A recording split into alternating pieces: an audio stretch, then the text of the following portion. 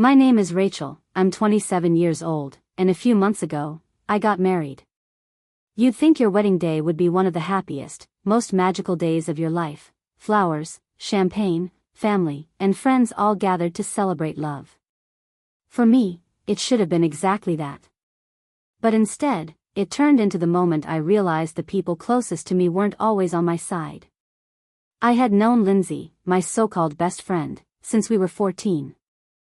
We'd grown up together, shared secrets, cried over breakups, gone to college parties side by side. She was practically family. But over the years, I started to notice something dark about her. She hated when attention wasn't on her. If I got a promotion, she'd shrug and say, "Well, it's not like you're making that much more." If I bought a new dress, she'd accidentally spill wine on it. But I never thought she'd go as far as she did on my wedding day. When I walked into the church and saw her standing there, wearing a long, ivory white dress that looked more bridal than my own, I froze. Guests turned to look at her, then at me, whispering. She smirked like she'd pulled off the greatest trick. And when she loudly announced, "Guess I look more like the bride than she does," people laughed. Worst of all, my father chuckled and patted her shoulder, saying, "Well, she does have a point." I swallowed my anger. I smiled, pretended nothing was wrong, and made it through the ceremony. But the rage inside me was boiling. That night, while my new husband slept, I did something I never imagined I'd do. I logged into Lindsay's email. I knew her passwords. She was careless, always reusing the same one. Within minutes, I was inside. And by the next morning, Lindsay's world began to fall apart. I sat at the edge of the hotel bed that night, my wedding dress hanging over a chair, makeup smeared, and tears drying on my face. My husband, David, was sleeping soundly, exhausted from the day. I couldn't sleep. All I could see in my mind was Lindsay's smug smile, the way she basked in stealing my spotlight, and the sound of my own father laughing at her cruel joke. For years I'd let her walk over me. For years I excused her behavior as just Lindsay being Lindsay. But on my wedding day, that was the final straw. She wanted attention, fine. I'd give her attention in the worst way possible. I remembered her bragging about her job at an upscale marketing firm in downtown Chicago. She always loved to flaunt how her boss, Mr. Price, trusted her like family. She didn't know I'd overheard a drunken phone call she once had at my apartment, complaining about how she hated her clients and fudged numbers all the time to make herself look better. That night, I decided to weaponize it. Logging into her email was easy. Her password was the same as it had been since college, Sunshine 123. I scrolled through her inbox until I found a thread with her boss. I copied his address, then composed an entirely new message. "Mr. Price, I need to be honest. I've been lying about client metrics for months. I can't handle the workload anymore and I think I need some time away. Honestly, I've been checked out for weeks. Maybe it's better if I step down." I hit send. My hands shook, my heart racing, but I felt a rush of satisfaction. The next morning, I got my reward. Lindsay stormed into my hotel suite, hair a mess, makeup smudged, tears in her eyes. "Rachel," she gasped, "you won't believe this, I got fired. They said they had proof I was lying about clients. I didn't write that email. Someone hacked me." I kept my face perfectly calm, sipped my coffee, and whispered, "That's awful, Lindsay." Inside, though, I was smiling. But that was just the beginning. The morning after my wedding felt like a strange dream. The sun poured into the hotel suite, and for once, I wasn't thinking about the life ahead of me with David. Instead, I was focused entirely on Lindsay, who sat on the edge of the couch across from me, her mascara streaked and her phone glued to her hand. They said the email came from my account, Rachel. They think I confessed to everything. I told them it wasn't me, but they won't listen. Her voice cracked. She looked like a child who had just been punished for something she didn't understand. I tilted my head, pretending to look concerned. "Maybe it's just karma." I said softly. Her eyes snapped up at me, wide and angry. What's that supposed to mean? Nothing, I replied, shrugging. Just that you've made enemies before. People notice when you step on them. The truth landed harder than she realized. Lindsay had always played dirty, whether it was in friendships, relationships, or work. If she thought she was untouchable, maybe now she'd start to feel the ground shake beneath her. But I wasn't done. No, getting her fired was only the first cut. She had humiliated me in front of my family, my friends, and my husband. That wasn't something I could let go with just a single blow.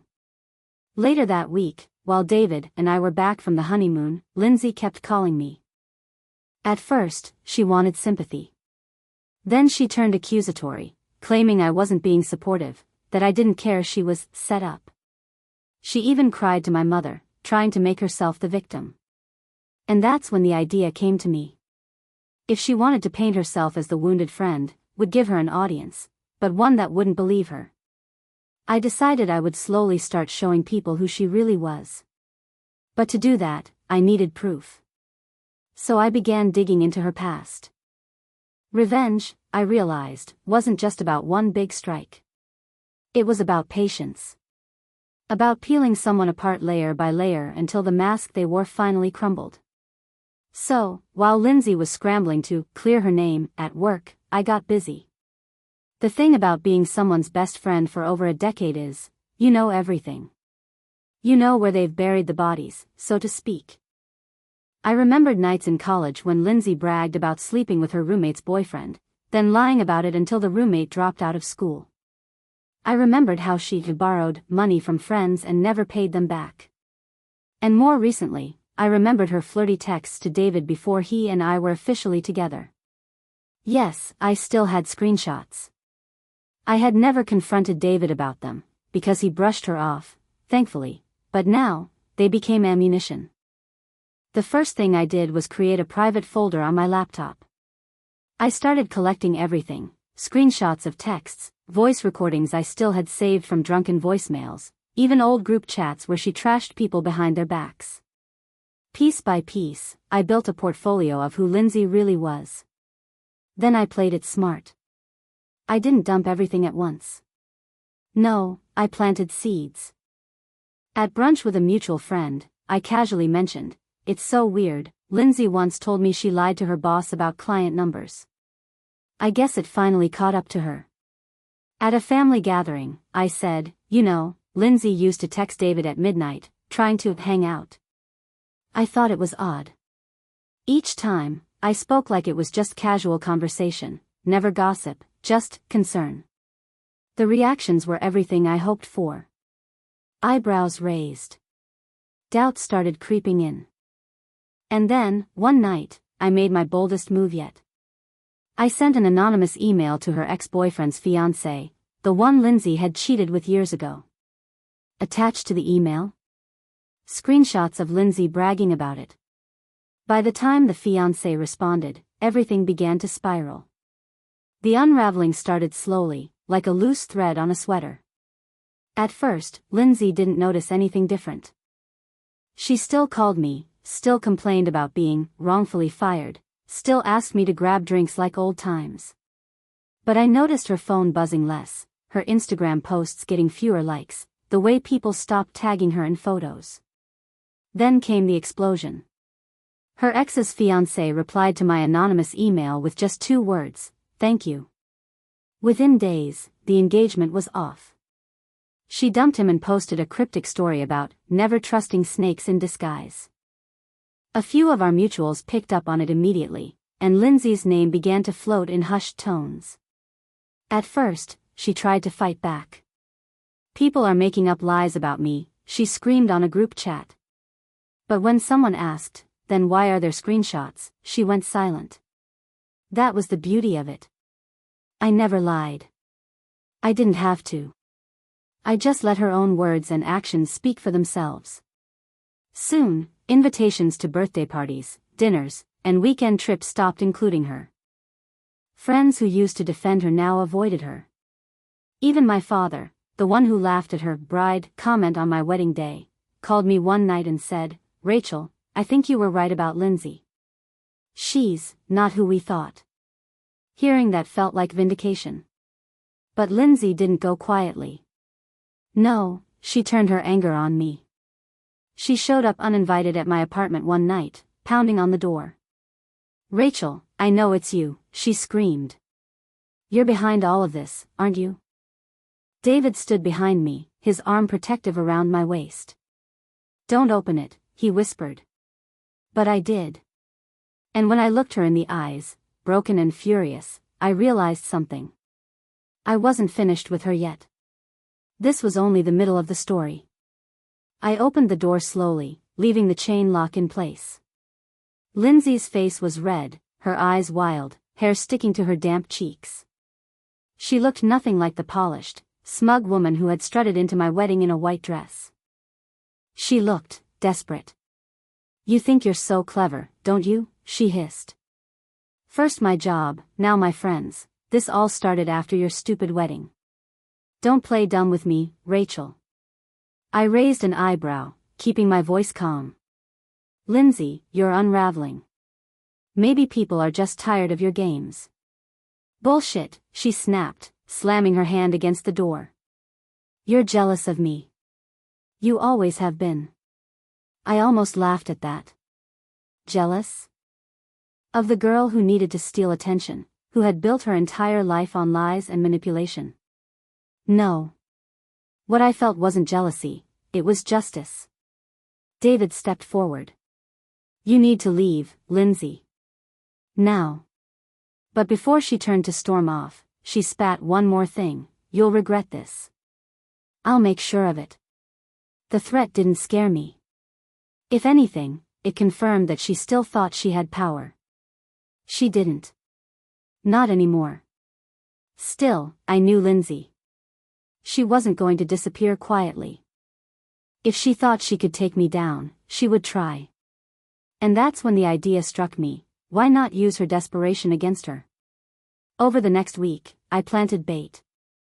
I left little breadcrumbs online, comments that hinted I might know more secrets, vague posts about people who pretend to be friends but aren't. I knew she wouldn't be able to resist taking the bait, and I was right. She started blowing up my phone with messages, threats mixed with pleas. "You're ruining my life." Followed by, "Please, Rachel, I need you." I never replied. Instead, I saved everything. Every word, every voicemail, every unhinged late-night text. Because soon, I'd have exactly what I needed to end her once and for all. By the time I had a week's worth of her messages saved, I knew I had enough to ruin her completely. But I didn't want it to look like I was the one pulling the strings. No, I wanted her to destroy herself. So I waited. I knew Lindsay couldn't stand silence. She thrived on reactions, on drama, on chaos. The longer I ignored her texts, the more frantic she became. One night, at 2:37 a.m., she sent me a voicemail, her voice slurred from drinking, spitting venom. "You think you're better than me? You're not. You're just some average girl who got lucky. Everyone knows David settled for you. He would have been happier with me." My hands shook as I replayed it, but not from sadness. From anticipation. She had just given me the nail for her coffin. The next step was simple: distribution. I created a new anonymous Instagram account. The profile picture was blank, the username random. I uploaded one of her voicemails, paired with a screenshot of her nasty texts, and captioned it, "This is who she really is." Then I sent the link privately to a handful of our mutual friends, the ones who already doubted her. I didn't even need to push it further. The wildfire spread on its own. Within 24 hours, the account had dozens of followers, all people we knew. The fallout was immediate. Friends unfollowed Lindsay on social media, old acquaintances began commenting on the posts, and her reputation was shredded beyond repair. She called me again, sobbing this time. "Rachel, please, you have to help me. People are saying awful things. They're calling me a snake, a liar, a homewrecker." You know me, you know I'm not like this. But I did know her. Better than anyone. And that's why I couldn't stop. Not yet. Because there was still one more circle in her life I wanted to reach, her family. Up until that point, Lindsay had lost her job, her friends, and her reputation. But there was still one lifeline she clung to, her family. Her parents adored her. She was the golden child, the one who could do no wrong. I'd sat at their dinner table countless times, listening to them brag about her success, while treating me like the sidekick in her story. I knew if she still had them in her corner, she'd find a way to crawl back up. So, I decided to change that. I remembered a night years ago, after a few too many drinks, when Lindsay admitted she'd borrowed money from her parents to cover a gambling debt. They'll never find out, she'd giggled. I told them it was for rent. She had no idea I remembered every word. Now I had a use for it. I printed out copies of her incriminating texts and emails, ones where she bragged about manipulating people, lying at work, and even the one where she mocked her own parents for being clueless. Then, I wrote a short anonymous letter. You don't really know your daughter. Maybe it's time you did. I sealed the envelope, stuffed it full of proof, and dropped it into their mailbox one quiet evening. A week later, Lindsay called me, her voice ragged from crying. My parents, they don't believe me anymore. They think I stole from them. They said they're disappointed. I've never heard them say that before. Rachel, I don't know what to do. I listened silently as she broke down, offering nothing but a cold, I'm sorry you're going through this. But inside, I felt something shift. For the first time in my life, I wasn't the one being stepped on. She was. And I was far from finished. Because if she thought losing her family was the worst of it, she hadn't seen what was coming next. I could feel it, Lindsay was spiraling. With no job, no friends, and now no family to run to, she was a shell of the person she used to be. Her Instagram went from daily selfies to weeks of silence. When she finally posted again, it was a blurry picture of a wine glass with the caption, "Everyone leaves eventually." Pathetic. But I wasn't done. Not yet. She had humiliated me on the most important day of my life. I wanted her to feel that humiliation burn into her skin, to taste the bitterness she had served me. And I knew exactly how to do it. She had always cared about her image. Even when we were broke college kids, she'd rather max out a credit card than be seen in last season's shoes. For her, appearances were everything. So, I decided to take the one thing she clung to most, her dignity, and strip it from her in public. I knew she had been desperately trying to get another job. Through a mutual acquaintance, I found out she had an interview scheduled with a mid-sized PR firm. That was my opening. The night before her interview, I anonymously forwarded her new potential boss some of the same evidence I had already spread around, screenshots of her trashing clients, bragging about cutting corners, even mocking colleagues. I made sure to phrase it carefully, just thought you should know who you're about to hire. The next day, I happened to bump into her outside a cafe, still in her interview clothes. Her face was pale, her hands trembling as she clutched her phone. They canceled, she whispered. They said they'd reconsidered my application. I don't understand. Why does this keep happening to me? I stared at her for a moment, pretending to think.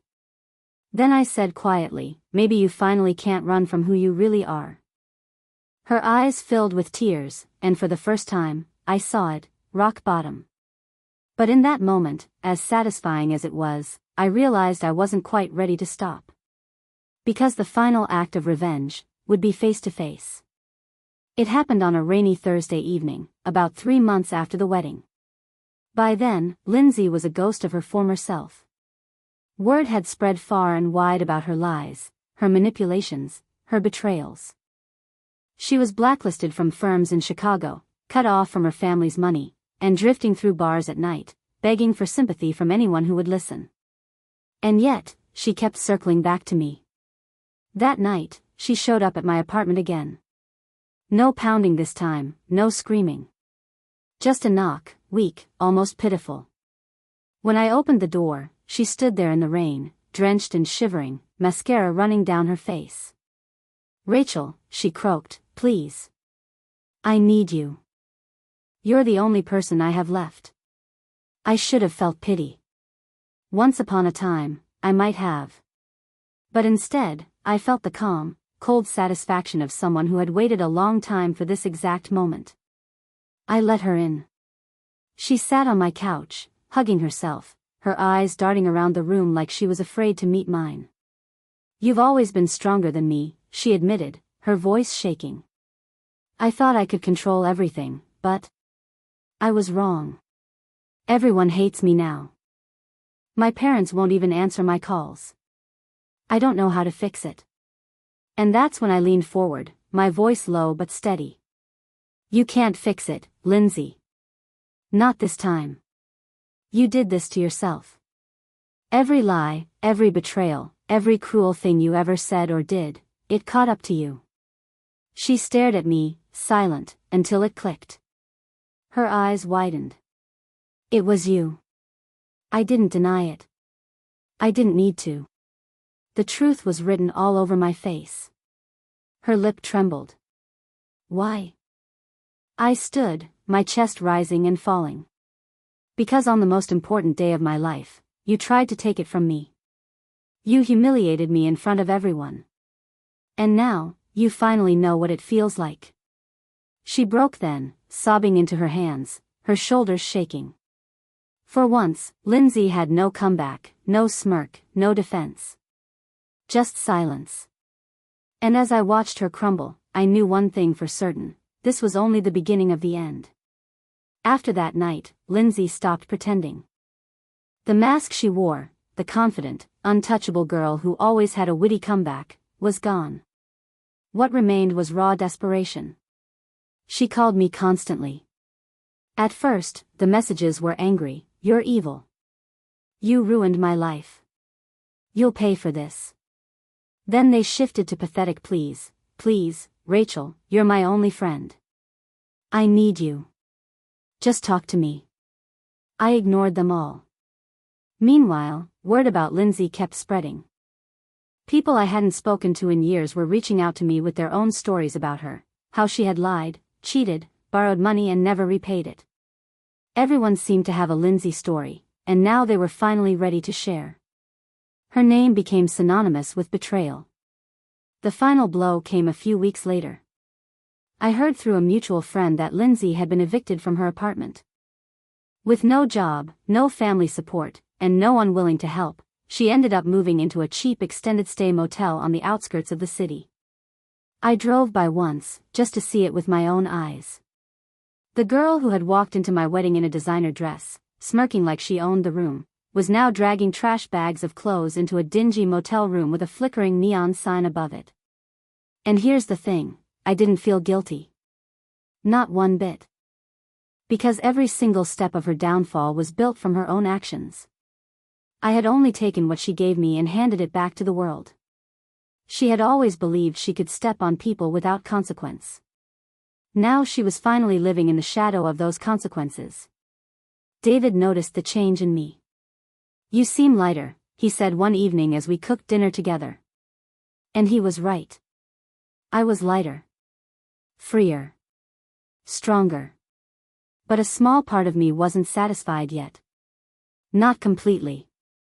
Because there was still one thing Lindsay hadn't lost: her pride. And I was going to take that too. By now, Lindsay was barely hanging on. She had no job, no family, and no real friends. But still, when she looked in the mirror, I knew she clung to one thing: her pride. Even in her worst moments, she always believed she was better than me. She had said it herself in that voicemail, that David had settled for me, that she was the one who should have been in my place. And as long as she believed that, she would never truly feel the weight of her downfall. So I decided to take that last illusion away. The opportunity came when a mutual friend, Allison, threw a small engagement party downtown. I knew Lindsay would try to show up. She had a habit of inserting herself into events where she wasn't wanted, desperate for relevance. Sure enough, she walked in, overdressed in a cocktail dress that didn't fit quite right, makeup heavy enough to hide the exhaustion in her face. People turned. Not with admiration, but with pity. Whispers rippled across the room. I waited until she found me. She forced a smile, the kind she used to wear so effortlessly, and said, "Rachel. You look good." "Thanks," I replied smoothly. "You too. Motel life treating you well?" Her face froze, color draining instantly. The room went silent. I hadn't shouted, I hadn't raised my voice, but everyone had heard. She opened her mouth, then closed it again, trembling. For the first time in her life, Lindsay had no words. I leaned in, my voice low so only she could hear. "This is who you are now. Not the girl who outshined everyone. Not the star of the room. Just a reminder of what happens when lies catch up." She fled the party shortly after, her heels clicking unevenly on the floor, her pride shattered in front of everyone who once adored her. And me? I stood taller than I ever had before. For the first time, I wasn't Rachel, her sidekick. I was Rachel, the woman who had finally taken back everything she stole from me. But my story wasn't over just yet. Because what came next was closure. After that night at Allison's party, something shifted. It wasn't just that Lindsay had finally been humiliated in public, it was that I felt no more weight on my chest. For the first time in years, she wasn't lurking over me like a shadow. She stopped calling after that. No more voicemails, no late-night texts. It was as if she'd finally accepted what I had known all along, her reign was over. I thought about her sometimes, sitting alone in that dingy motel, replaying every decision that led her there. And I realized, my revenge was complete. I had taken everything she cared about. Job, friends, family, reputation, pride. She was nothing now but the wreckage of her own choices. And me? I finally felt free. David and I settled into our marriage, happier than I ever imagined. We traveled, we laughed, we built a home that was ours, not haunted by her constant intrusions. My father, who had once sided with Lindsay on my wedding day, apologized to me. He admitted he'd been wrong, that he'd let her charm blind him. It felt good to hear, but I no longer needed his validation. I had found my own strength. What surprised me most was how many people reached out to me after Lindsay's fall. Old friends who had once distanced themselves from her toxicity now reconnected. I built new relationships, ones not tainted by jealousy or betrayal. I wasn't Lindsay's friend Rachel anymore. I was simply Rachel. One evening, sitting on our balcony with a glass of wine, David asked me, "Do you ever regret it? What you did to her?" I thought about it for a long moment. "No," I said finally. "Because if I hadn't, she would have kept destroying me piece by piece. I didn't ruin her life. I just showed everyone who she really was. And for once, I believed it completely. But there was still one final step to truly close this chapter forever. I needed to see her one last time. It was a chilly November afternoon when I decided to see her. I hadn't spoken to Lindsay in weeks, not since the night of Allison's engagement party. But I couldn't shake the feeling that our story needed a final page. Not revenge this time, just closure. I found her exactly where I expected, the rundown motel with the flickering neon sign. I parked across the street and watched for a while before I finally walked up to her door. When she opened it, I almost didn't recognize her. The proud, sharp-eyed woman I had once called my best friend was gone. She looked hollow, her hair limp, her skin pale, her once perfect nails chewed down. "Rachel," she whispered, almost in disbelief. "Why are you here?" I stepped inside, looking around at the cluttered room, takeout boxes, empty wine bottles, clothes scattered across the floor. "Because this needs to end," I said simply. She sank onto the edge of the bed, her eyes brimming with tears. "You destroyed me." I shook my head. "No, Lindsay. You destroyed yourself. I just made sure people saw the truth." For a moment, she didn't speak. Then her voice cracked. I never thought I'd lose you. Even when I messed up, I thought, you'd always forgive me. I felt a pang in my chest, not of pity, but of recognition. Once, that had been true. I had forgiven her, over and over, until I had nothing left to give. Forgiveness isn't endless, I said quietly. Not when someone keeps cutting the same wound. Silence hung between us. Finally, I stood. Goodbye, Lindsay. She didn't try to stop me. She just sat there, staring at the floor, the weight of everything pressing down on her shoulders. And as I closed the door behind me, I felt it, the final release. I wasn't her victim anymore. I was free. Walking out of that motel felt like shedding the last piece of dead skin I'd been carrying for years. The air outside was sharp and cold, but I breathed it in deeply, like it was the first clean breath I'd taken in forever. For the first time in my adult life, Lindsay wasn't tethered to me anymore. After that day, I never saw her again. No calls, no voicemails, no desperate appearances at my door. It was as if she had finally accepted what I'd been forced to accept years earlier, that our friendship was over, and there was no going back. And honestly, my life bloomed without her. David and I grew stronger together, unshaken by the chaos Lindsay had tried to drag into our marriage. He became my safe place, my partner in every sense. We bought a small house in the suburbs, painted the walls ourselves, filled it with laughter, and finally built the kind of peace I had once thought was impossible. I repaired my relationship with my father too. One evening over dinner, he looked at me and said, I should have defended you that day. I was wrong to laugh. I forgave him, not because I needed to, but because I wanted to let go of the bitterness. For once, it felt easy. And as for me, I found confidence I never knew I had. I wasn't the girl in the background anymore. I wasn't Lindsay's sidekick, or the one who kept quiet while someone else took the spotlight. I was Rachel, the woman who stood up, fought back, and took control of her own story. Sometimes, when I think back to that day at my wedding, I still hear her voice. Guess I look more like the bride than she does. And then I smile. Because now I know, she was wrong. I was the bride. The wife. The woman who won. And Lindsay? She was nothing more than a cautionary tale I'd finally left behind. The ending wasn't just happy. It was mine.